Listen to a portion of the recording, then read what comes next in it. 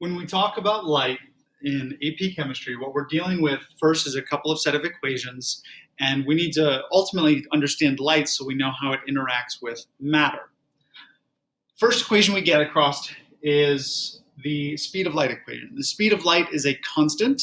It is 3.0 times 10 to the 8th meters per second. Wavelength and frequency multiplied together will give us the speed of light. So this is as one increases, the other will decrease. If you have a longer wavelength, it'll take more time for it to pass you by. That's frequency. We have to make sure these units match. Wavelength is going to be in meters, which makes my frequency in 1/seconds.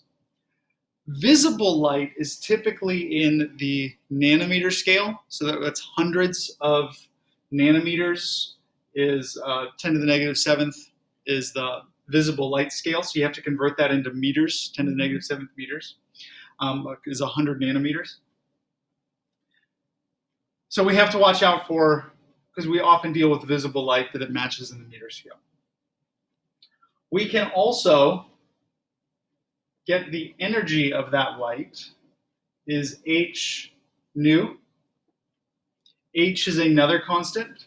It's Planck's constant, 6.626 times 10 to the negative 34th joule seconds, strange unit, times the frequency.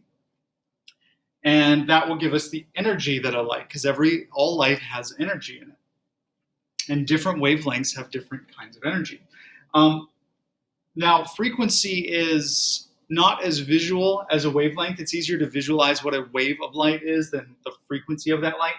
So if you do a quick substitution up here, c over lambda will give you nu. You can actually get another form of this equation, hc over lambda, and sometimes that's a little bit more common to directly convert energy to wavelengths specifically.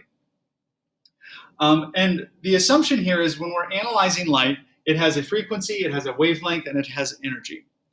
And from the electromagnetic spectrum, the purple end of the spectrum and the red end are on different sides. Purple is a shorter wavelength with more energy. Red is a longer wavelength with less energy. And then it extends all the way infrared up to radio, and then violet, we go ultraviolet down to gamma. When we do this and we calculate these energies, you can see that the energy is in joules. We've got meters and seconds. This is all talking about a single photon of light. That's a single wave particle is a photon. So you'll get an energy, for example, of 1 times 10 to the negative 19th joules. But something's missing there. You have to understand, and the negative 19th power, that's your reminder, that this is only talking about one single photon. So it's actually often, although it's not written, it's implied that this is joules per photon. Okay, and this is the wavelength of one photon and the frequency of one wavelength of light. So the third thing that happens, if we do have joules per photon or kilojoules per photon, because we can convert joules to kilojoules, and that's actually where it registers on a larger scale once we scale it up. We want to be able to convert that to kilojoules per mole of photons. And this, you can kind of see, is an enthalpy.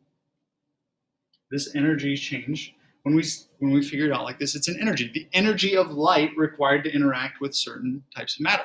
So it's beneficial to scale it up, because then we can talk about the energy going in from light going into reactions, depending on what the balanced equation is. To do this, to get from one single photon to 1 mole of photons or 1 mole of electrons or whatever else we're talking about, we need Avogadro's number, so 6.02 times 10 to the 23rd. And you get a very common type of problem here with light, where we're calculating wavelengths, frequencies, energies, and then to figure out how many moles and enthalpies, even though it might not directly say enthalpies, kilojoules per mole, that's what we're dealing with. Or if we had the energy kilojoules per mole, We could scale it back down to see how much energy is in one of those photons and how much energy and what is the wavelength of that photon that gives us this much energy on a larger scale. A couple other assumptions here to deal with when we're talking about light. Number one is that one photon of light will interact with one electron. So typically when we're talking about energy, we're talking about it moving electrons up and down. Sometimes we're talking about removing electrons from atoms. There's lots of ways we can talk about this. The energy can also go into one single bond. So there's lots of ways that we can work this into a balanced equation. But the idea is that one single photon will react with one electron. So sometimes that language up here, if we've got kilojoules per mole of electrons, or if we're dealing with sodium that only has one electron, we could say kilojoules per mole of sodium, knowing that there's only one electron coming off, and to make a sodium ion, for example, and that's dealing with one photon of light. So there's a little bit of an assumption here, and the words can change when we're talking about moles. It's not going to say moles of photons. It's going to talk about moles of something in your balanced equation, and we have to go back and figure out how this is related. And typically, it's a 1-to-1 ratio. So this is a quick overview of the different types of problems you're going to see when we're talking about light in the electromagnetic spectrum.